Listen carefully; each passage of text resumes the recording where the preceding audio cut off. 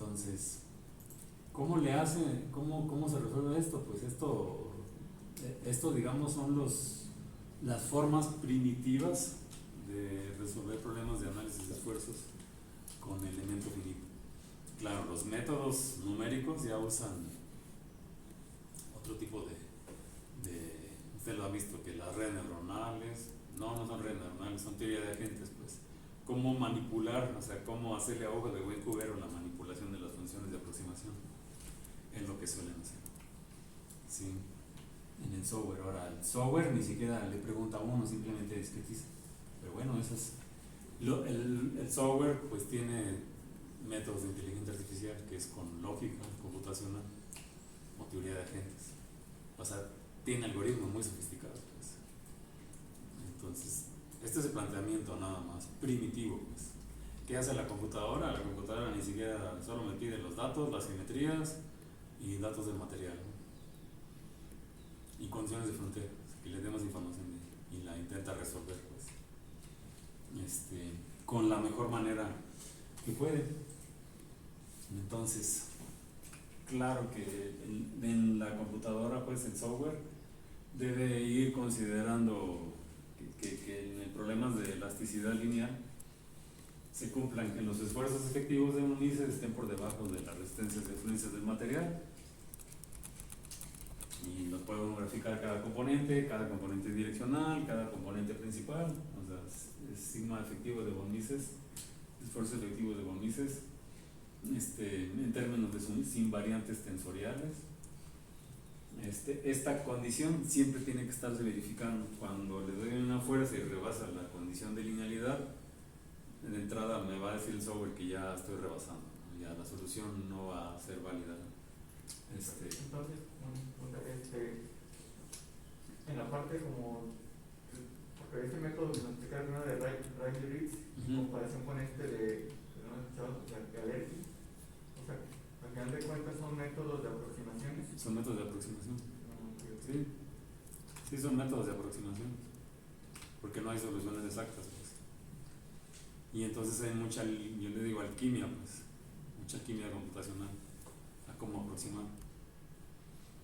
Y son ejércitos, ¿eh? O sea, por ejemplo, hay software, todo software de elemento finito tiene módulos. Por lo general se parecen, por ejemplo, algunos que me acuerdo, Actran, ¿no? O sea, hay gente que se especializa en plantear las ecuaciones o los métodos de ponderación. Pero son cosas bien pesadas, ¿no? Sí, cuando uno baja, por ejemplo,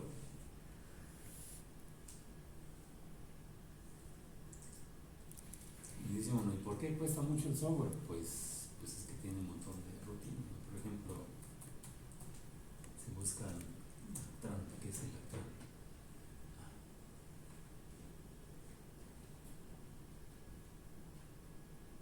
Aquí presente.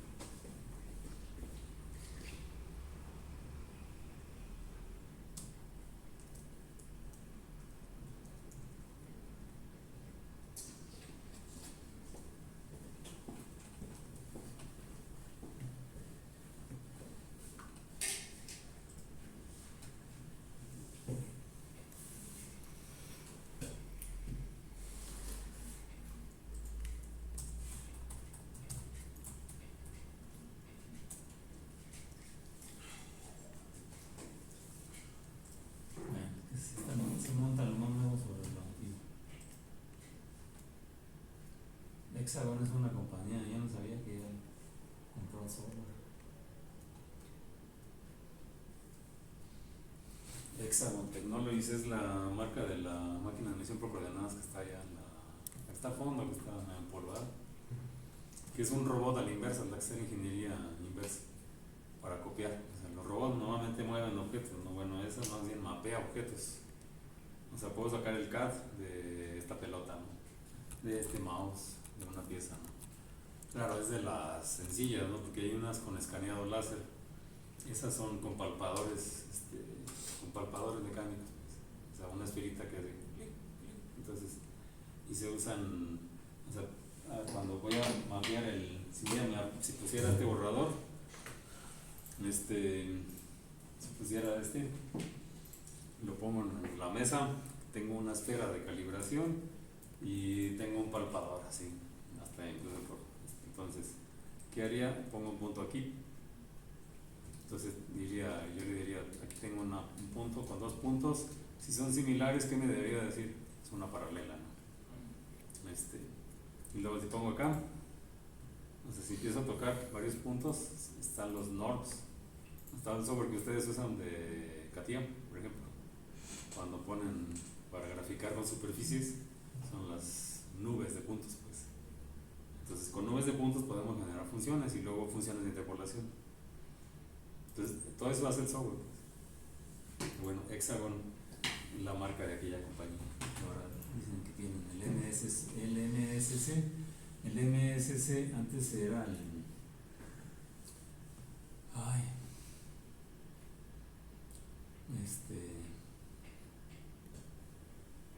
nosotros usábamos el MSC Nastran, pues, nosotros usábamos el MSC Nastran, el Visual Nastran.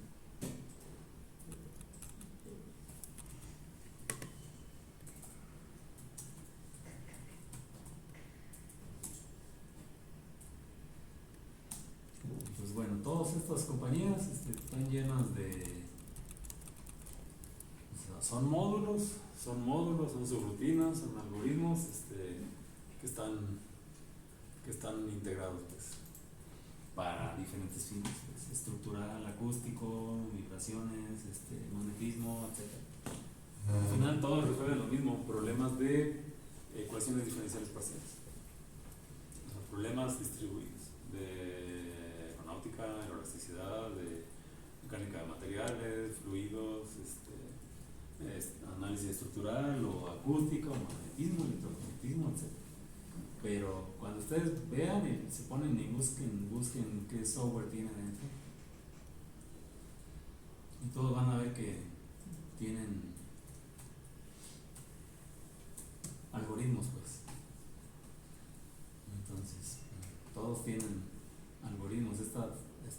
Abacus, el que ustedes usan en CATIA es de la familia Dassault Systems francesa, igual que SolidWorks, y pues es software.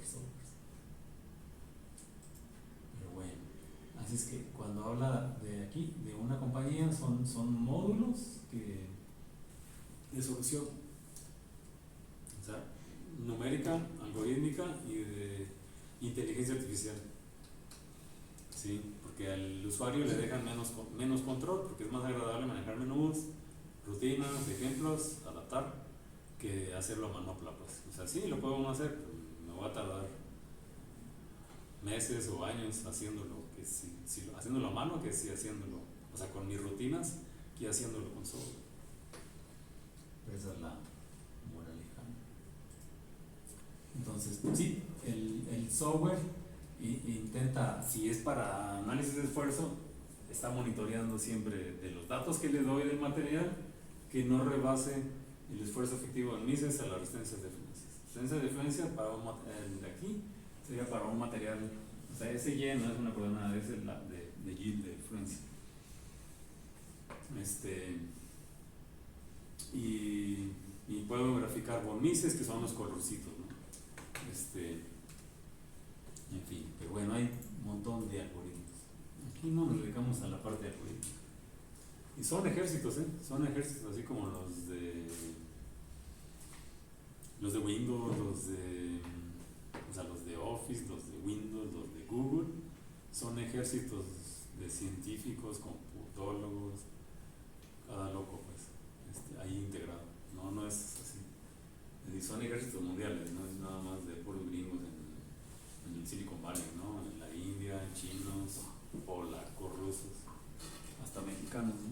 Hay mexicanos ahí en algorítmicos en la parte de animación digital en Guadalajara. En Guadalajara. Ahí hacen películas para Disney, hay oficinas y laboratorios virtuales, ¿no? En fin, ahí editan, se supone, películas que luego vemos y ahí las editaron. Bueno, si quisiéramos describir un procedimiento general de elemento finito, así es que ahorita lo anterior solo fue una probadita, ¿eh? O sea,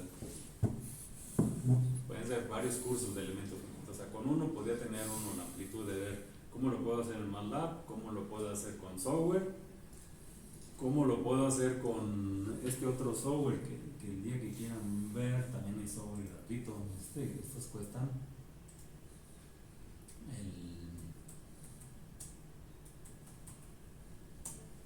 este es un software francés, hasta hace varios años era gratuito.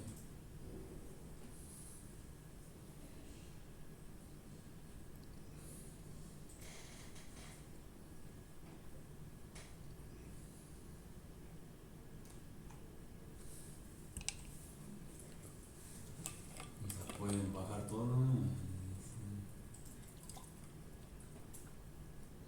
Codaster.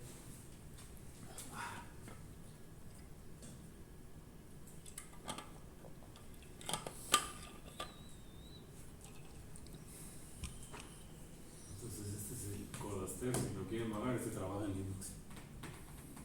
¿Nada más? ¿Nada más? Y está de código abierto, pero hay que pegar cada cosa.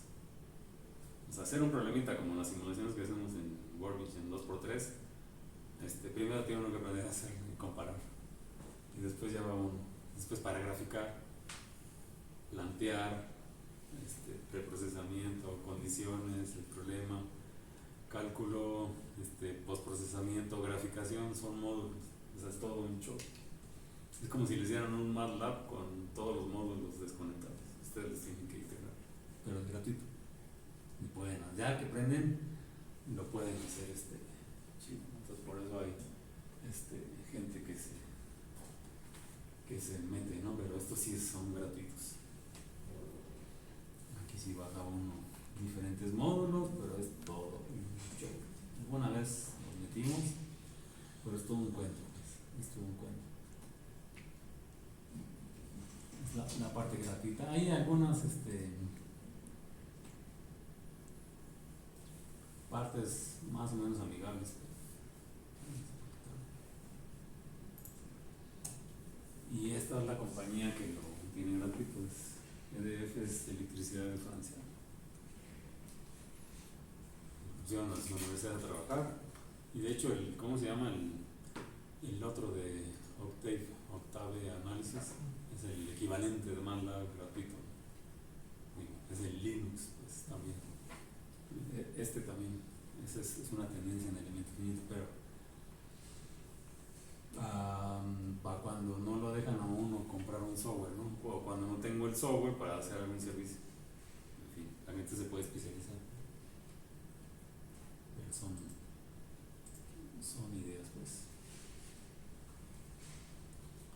Entonces, ¿cómo plantearía uno por elemento finito? Lo anterior era pues una probadita nada más. Realmente el planteamiento es bastante extenso. En un curso de elementos finitos tendría a analizar elementos barra, obtener matrices de masa, de rigidez, y ya una vez que lo sé modelar el elemento genérico, ya tengo mis subrutinas.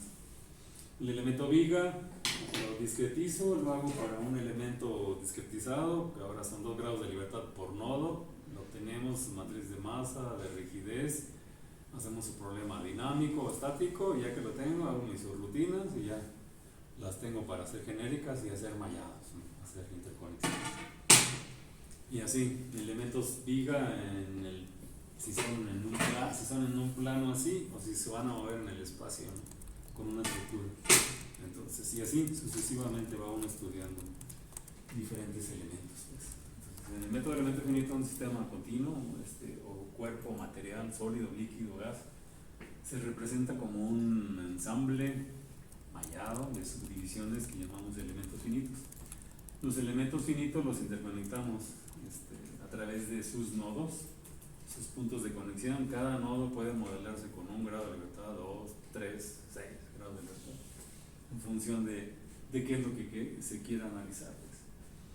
Como no conocemos la variación real del campo variable, o sea, campo de desplazamientos, campo de esfuerzos, de temperaturas, de presiones, de velocidades, etc., dentro del medio continuo, entonces se aproxima con una variación del campo mediante funciones que por lo general son polinomios. O sea, las funciones de aproximación en general son polinomios. Estas funciones de aproximación, o sea, son modelos de interpolación.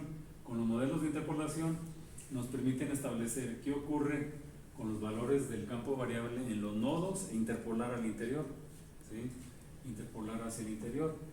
Entonces, si un problema, por ejemplo, como el problema de las condiciones de equilibrio en análisis de esfuerzos o de estructural, o de equilibrios dinámicos, etcétera, en un sistema continuo, las incógnitas van a ser los valores en los nodos, así es que lo que uno quiere resolver son los valores de las funciones en los nodos, ¿sí?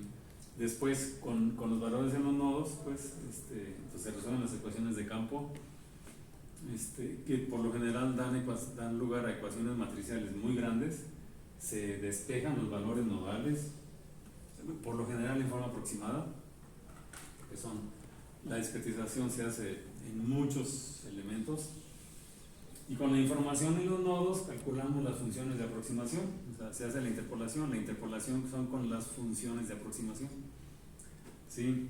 De esta manera tenemos una idea de lo que ocurre al interior, no en el ensamble. Entonces, por ejemplo, un elemento barra, aquí discretizada con tetraedros, en Visual Nastran, esto está en Visual Nastran,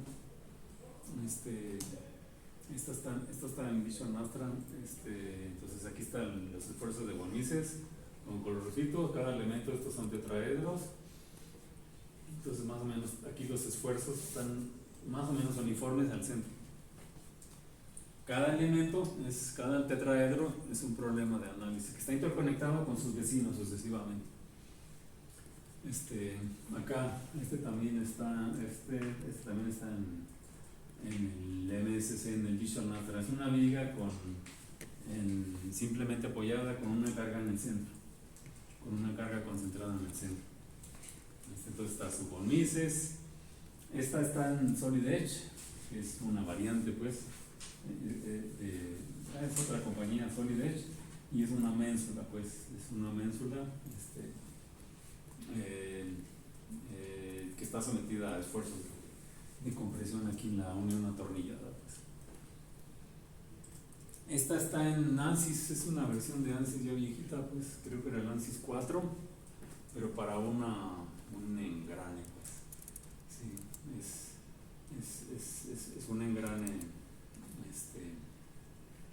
licoidal, frontal, pero para la parte rotodinámica. Entonces está animado, pues aquí tenemos es la forma modal a 1055 Hz, sí, a 1055 Hz, y bueno, es un engrane licoidal, ¿no? O en espiral, ¿no? Entonces está su discretización, así es que así se deformaría a esta frecuencia, pues, este engrane. Claro, todos son subdivisiones, aquí tiene un tipo de discretización, y el engrane que tiene más geometría, tiene diferente discretización.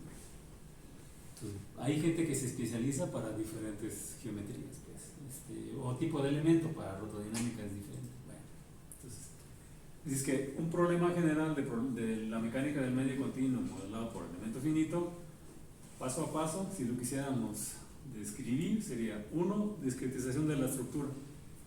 Tenemos la estructura la subdividimos en elementos, en subdivisiones, llamamos elementos finitos.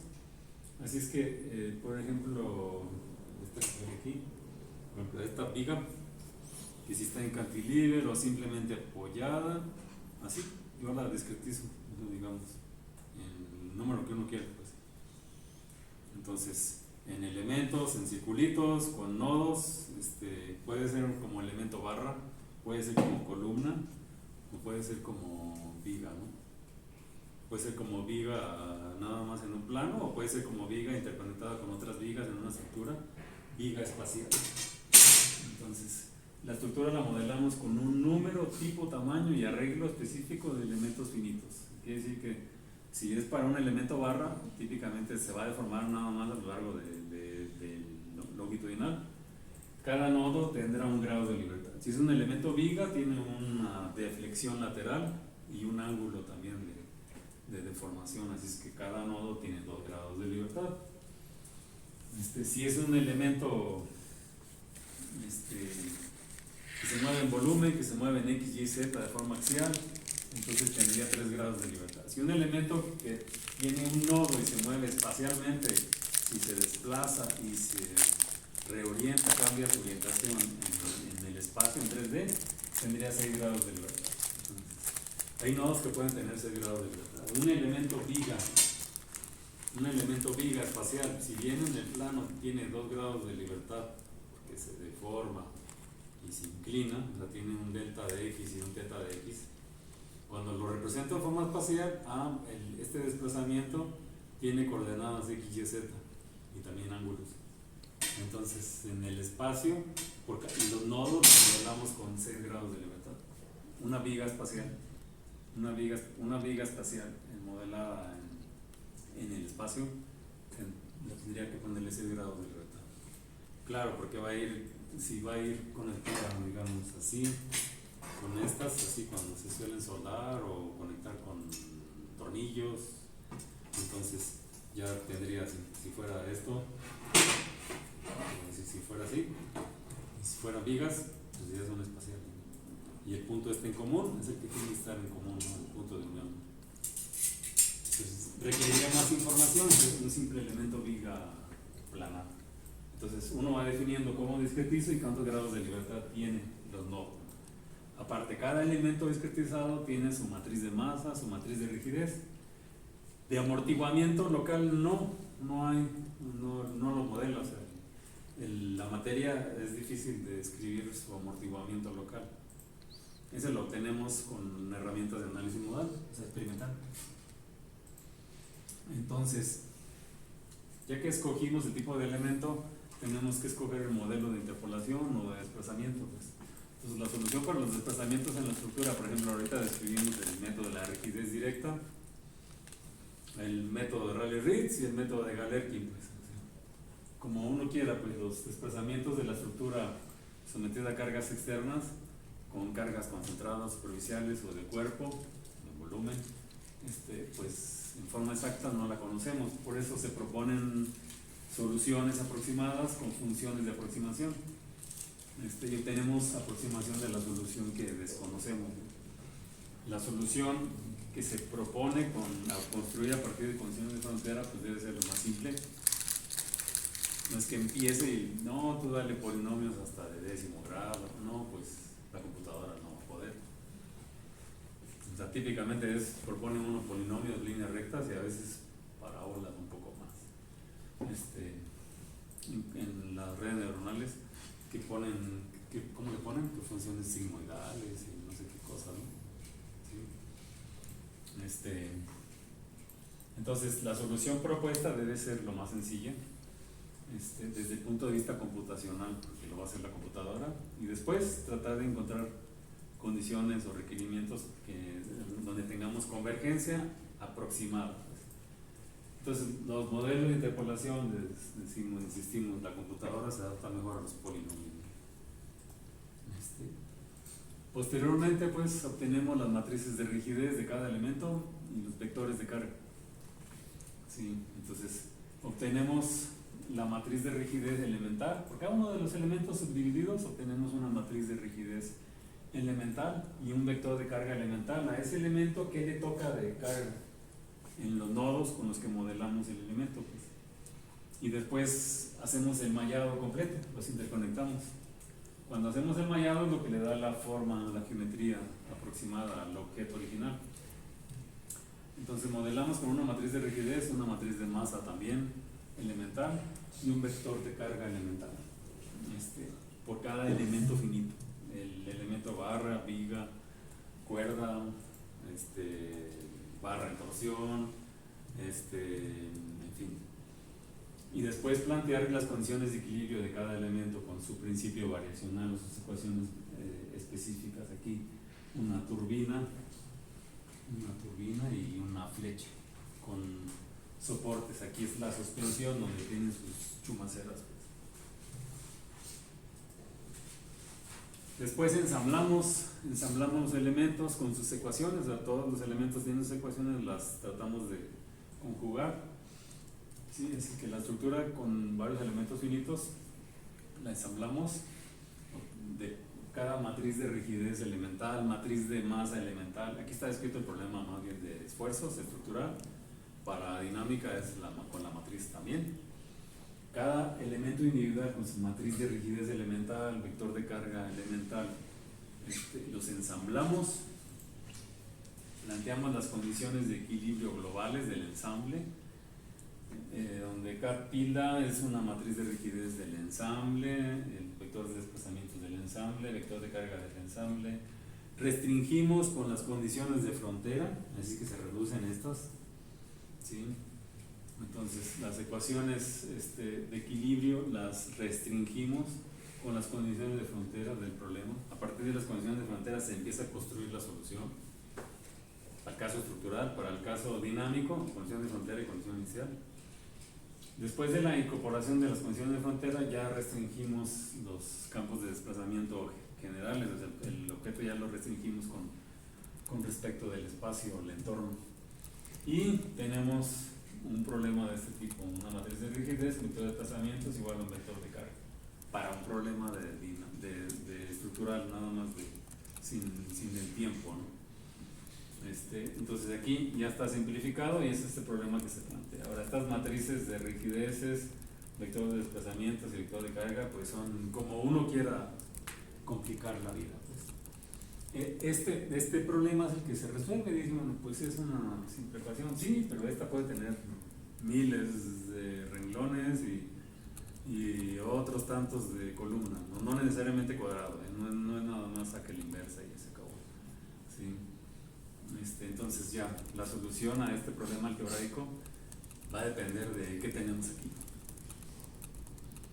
Que si Penrose, que si pseudo inversa, que si mínimos cuadrados, que si tiene o no solución, porque puede haber singularidades y tenemos que replantear el mallado. Eso lo tiene uno que saber de cada problema. Entonces, en problemas lineales, el vector de desplazamientos se puede calcular, entre comillas, fácilmente, ¿no? En MATLAB, por ejemplo, aunque MATLAB puede patinar, ¿no? En problemas no lineales, la solución se hace secuencialmente, pues. Sí, o sea, cómo integrar técnicas no lineales, digamos, sí, tiene como, que será unos 10 años en donde se empezaron a incluir técnicas de elemento finito no lineal, y por el uso de las estructuras plásticas o los materiales compuestos, ¿no? Entonces se hizo de moda, ¿no? O los problemas de aerodinámica o de elasticidad no lineal. Entonces sí, ya es otra cosa. En problemas no lineales la solución es un poquito más difícil de obtener. Entonces todos los algoritmos no lineales, cuando ven, si dice CFD, dinámica de fluidos computacionales, si dice uno, si quiere uno la parte no lineal, se le pone CFX. Le pone, es que tiene no lineal. ¿Cómo? Ya que si despejamos el problema de US, calculamos las deformaciones y esfuerzos. Con los desplazamientos nodales calculamos las deformaciones unitarias, o sea, las derivadas parciales. ¿Cómo? Con derivada numérica. Y después ahí encontramos los esfuerzos distribuidos en el cuerpo de la estructura. Pues. En principio, reduciendo el tamaño de los elementos finitos, tiene uno una mejor solución, pero recordando que la computadora no puede hacer tender el volumen al menos infinito, pues ni los números al menos infinito. O sea, tiene una longitud de palabra, 64 bits, entonces la solución exacta del problema original, pues no siempre tenemos mejor solución. A veces es peor, a veces menos tamaño es peor, incluso inestable.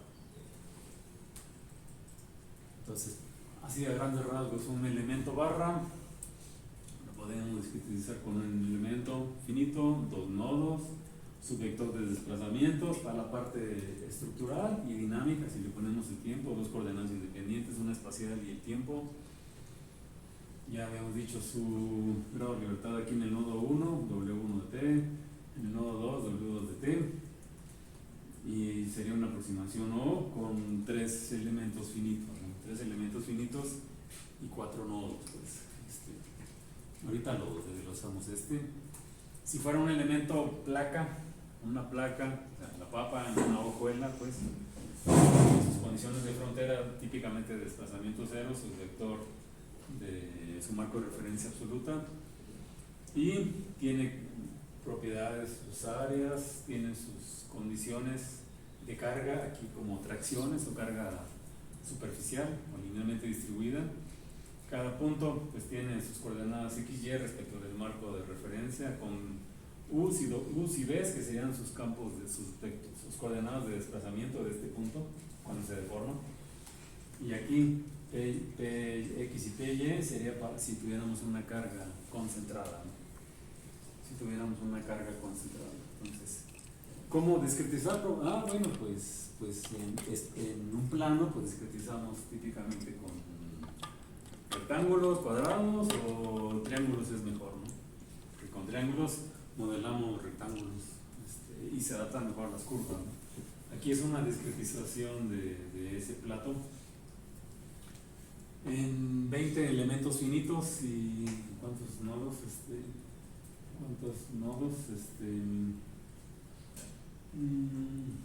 16 nodos. 20 elementos finitos, 16 nodos. ¿Por qué menos nodos? Porque hay nodos comunes, ¿no? Sí, por ejemplo, este triángulo es el elemento 5 y tiene los nodos 3, 4 y 6. Y los nodos 3, 4 y 6, el 3 es común al elemento 5, al elemento 4, al elemento 9 y al elemento 8. ¿Sí? Y aquí hay una condición de carga, o en este elemento hay una condición de carga de tracción, ¿sí? Entonces, como tenemos estos nodos, uno tiene que decidir, bueno, esta tracción que sobre esta superficie hay una carga linealmente distribuida, uno tiene que decidir, o sea, como en este alambre, pues, uno tiene que decidir esta tracción, ¿cómo la reparto? Mitad de mitad para cada nodo. Entonces, entran las hipótesis de quién estamos hablando. Alguien puede decir, no, yo se la mando todo un nodo. No, yo le mando 2 tercios y 1 tercio. Porque aquí está uniformemente, ¿no? Pero si fuera una función no lineal, tendrá uno que decidir. Entonces, esta es una discretización de un plato, ¿no? Una discretización de un volumen con tetraedros. Aquí es una viga con cargas en este plano, pero también en el otro plano, o sea, una viga en 2 planos, tiene una carga de 3 kilonewtons, así que entra al pizarrón, de 2 kilonewtons en esta dirección. Sus coordenadas x, y, z de primer nodo. Y así, aquí tenemos cuántos tetraedros serán.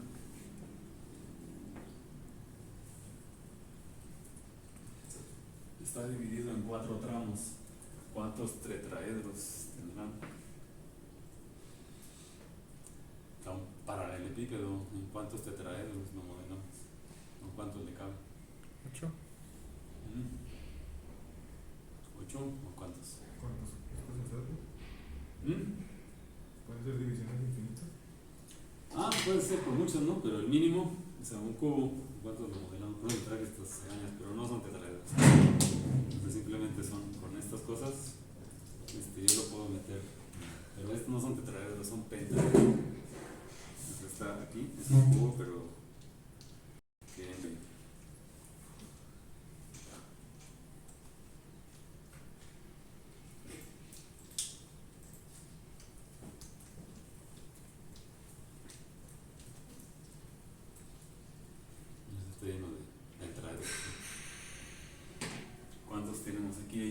aquí hay otro, por acá trae otro, seguramente por acá hay otro. ¿Y en medio qué? ¿Queda hueco? No. En fin, tiene uno que ahorita vamos a los tetraedros. Ahorita vamos a los tetraedros, vamos a saltar para aquí, los acá.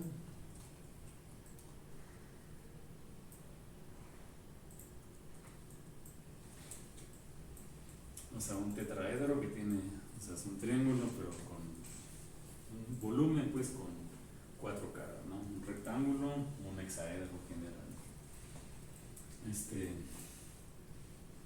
Un elemento hexaedro genérico, pues, modelado con 5 hexaedros.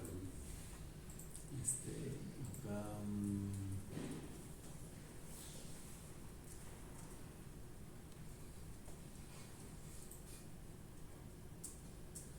Aquí, ¿cuántos son? Bueno, ¿cuántos tienen hexaedros el cubo? 4.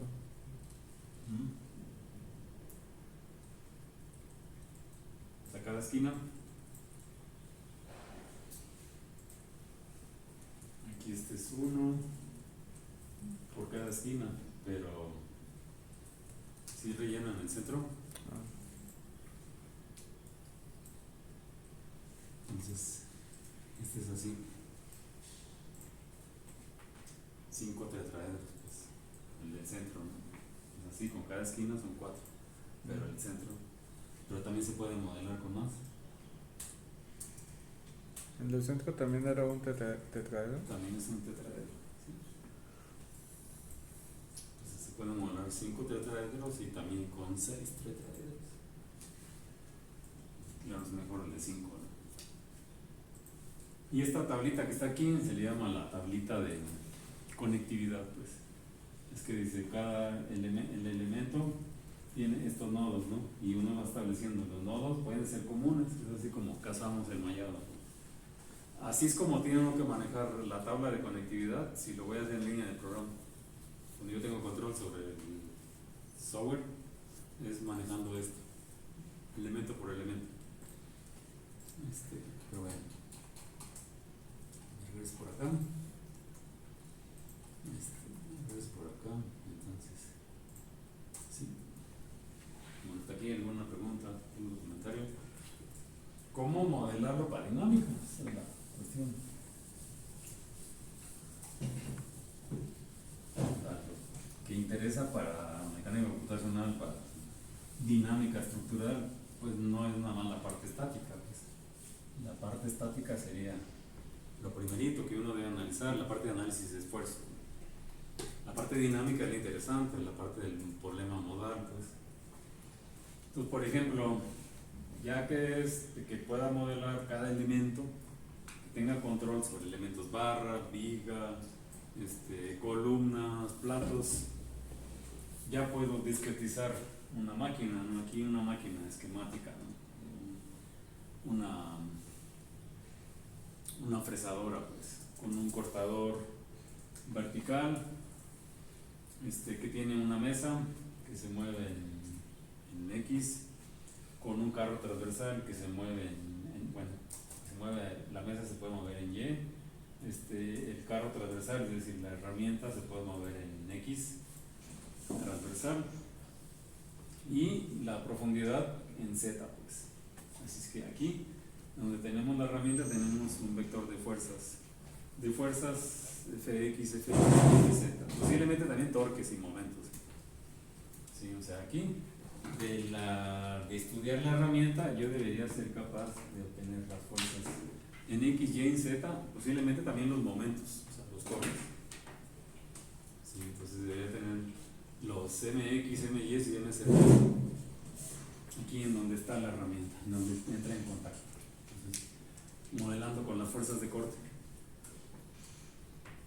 Si aquí tenemos columnas, 2 columnas y un puente, entonces se dice una fresadora de puente. A veces puede ser un burit si esta se mueve así.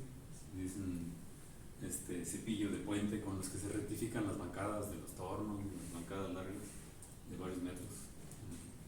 Entonces tienen un puente y se mueve esto chido y aquí tienen buriles. de hace varios años para acá, no sé por qué, entró en la moda de las fresadoras. Y bueno, sí sé por qué, porque los cortadores son herramientas más caras. Es más cómodo, pero duran menos. En cambio, los buriles uno los afila a mano y tan. Pero para afilar los cortadores es el negocio de por ejemplo, Sandvik, ¿no? Que vende miles y miles de tipos de herramientas. Entonces el negocio está en las herramientas de corte. Pero bueno, para maquinaria pesada es mejor un cepillo, pues. Así que tenemos dos columnas, un puente, y luego tenemos aquí el puente el brazo del carro transversal, el carro vertical con el que suministramos profundidad a la herramienta. Y entonces dice uno, bueno, si estos fueran platos, si fueran columnas del mismo espesor, entonces uno podría modelar con platos, elementos triangulares con platos que tendrían, cada triángulo tendría 3 nodos. Entonces serían elementos platos. Cada plato aquí en un triángulo tendría nodos, nodo 1, 2, 3 nodos. ¿Cuántos grados de libertad por nodo? Pues por ejemplo aquí tenemos un nodo que se desplaza para estos que están aquí en la parte horizontal. El nodo 2 tiene un vector o una coordenada de desplazamiento lineal, W4, y dos ángulos, W6 y W5, ¿no? Entonces 3 grados de libertad por nodo. Por 3 nodos, entonces sería 9 grados por elemento finito. Ahora, ¿qué carga va aquí? Bueno, donde haya puntos de carga, uno tiene que definir qué condición de carga hay en cada nodo. Aquí es f de x, y del tiempo, ¿no? Uno va a establecer si aquí hay una carga o la va a repartir uno. Si es una carga distribuida o esa carga distribuida la va a repartir. Con el criterio que uno defina de cómo las transmitimos a los nodos. Recuerden que las ecuaciones dinámicas o estructurales las define uno para los nodos internamente, después salen de los modelos de interpolación. Entonces, para el puente y las dos columnas se modelan con elementos platos. Aquí, por ejemplo, tenemos 4, 8, 12, 16 más 16 del otro, 32 más 16 del puente, más otros 16, 48. 48 elementos triangulares, ¿no? Y nodos, pues 3 nodos por cada uno, entonces 48 por 3 serían los nodos. Y por 9 grados de libertad cada uno, ¿cuántos tendríamos?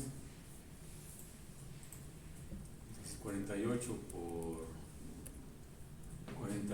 por 3 serían 154, ¿no? 48 por 3, más o menos, ¿no? 144. 144 O sea, por- nodos.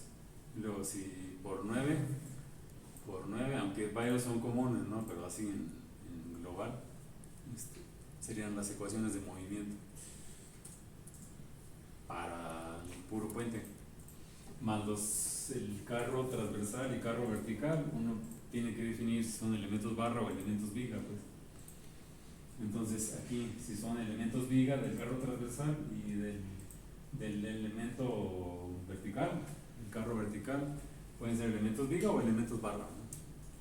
Tener elementos viga si se deforman lateralmente, ¿no? Si fueran elementos viga, por ejemplo aquí están 1, 2, 3, 4, 5, 6 elementos viga del carro transversal. Cada elemento viga tendría sus nodos, dan 2 grados de libertad.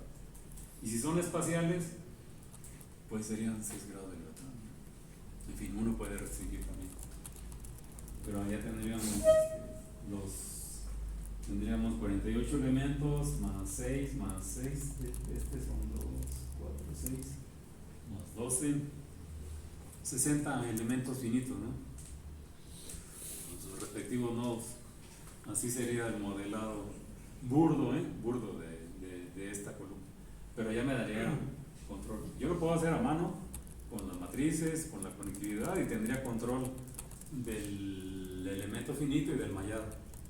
Sería lo ideal si yo hago análisis estructural o dinámica estructural. O sea, si a mí me lo pide diseñar, yo lo haré así, a mano. O sea, Lo harían ANSYS Workbench para tener una idea general. Pero si se equivoca el software, al que van a colgar es al que hace el cálculo. Sí. O sea, y si voy a hacer una tesis, ni modo que le diga, yo nomás le metí a ANSYS la geometría de tan, ¿no?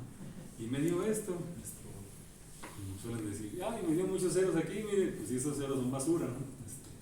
Y si pregunta uno, ¿y esas ceros de a qué corresponden? Yo no tengo control sobre el mallado automático que hace ANSYS Workbench, ¿no? A lo mejor ANSYS APDL, pues, o a lo mejor en MATLAB. Pues aquí lo hacemos en MATLAB y lo hacemos en ANSYS Workbench porque es llamativo, pero ANSYS Workbench podemos generar las matrices, pero me van a dar, ¿de qué me sirve que me den un montón de datos que ni siquiera sé cada número a qué corresponde? O sea, sí, puedo decirle a ANSYS que me dé su información. Ahí te va la matriz de masa, ahí te va la matriz de rigidez, pero yo no tengo control. Esa es la diferencia, pues. Esa es la diferencia. Porque es un software comercial, ¿no? Esa es la diferencia. Aquí yo tendría control, pues. Entonces, si por ejemplo yo me fuera, entonces tenemos desplazamientos transversales en cada elemento finito, tenemos Ws, X, Y y Ts, ¿sí? Que representarían los desplazamientos en un plano, ¿no? Ws, X, Y y Ts sería, en todo ese triángulo tenemos Ws, X, Y y Ts. Desplazamientos en cada coordenada en cada instante de tiempo. Y en 3 nodos por cada elemento triangular tendríamos Ws en las coordenadas nodales, o sea, en x1, y1, x3, y3, x2, y2, y sus respectivas deformaciones unitarias, ¿no? En x, en y. Así es que tendríamos, dijimos, tenemos por cada elemento, tenemos 3 nodos, pero tenemos por 3, serían 9 coordenadas. 9 coordenadas generalizadas.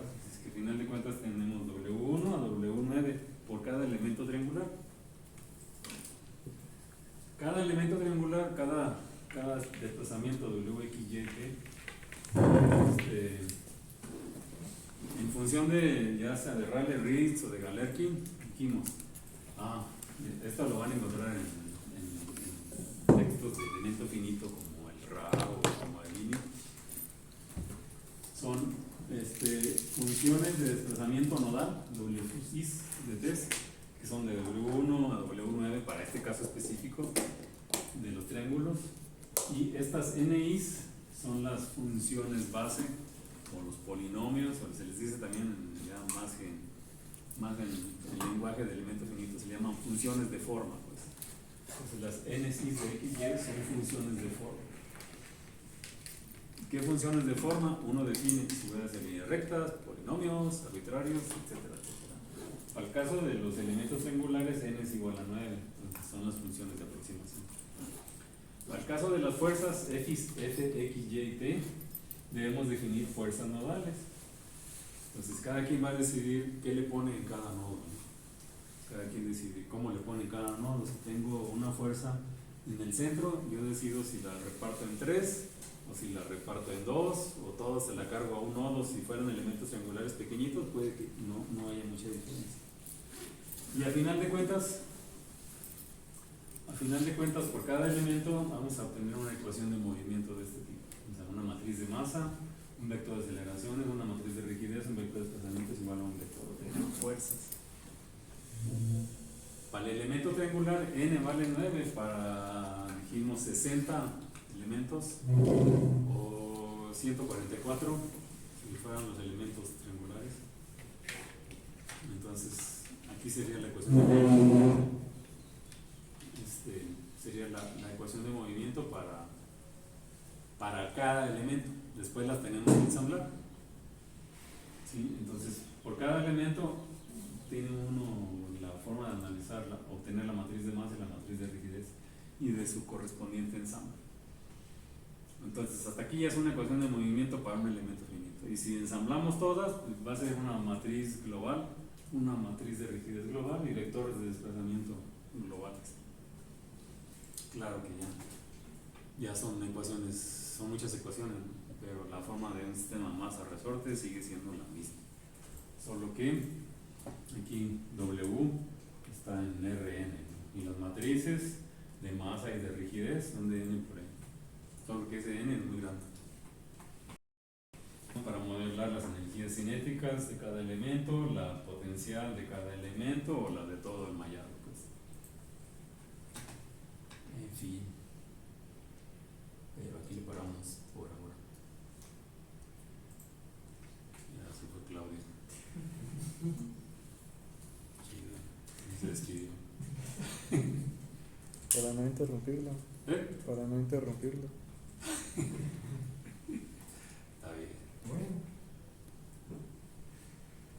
Sí, vámonos pues, porque ustedes están mentalizados el mañana. ¿Sí o no? bueno, digo, todo lo veo como un acelerador armónico. ¿Sí? Acuérdate de Tesla. ¿Qué dice Tesla? Voy a ver las grúas ahí pasando por Potrero. Y digo, ah, mira, Ya, ya que. ya vi una garrita en un dock.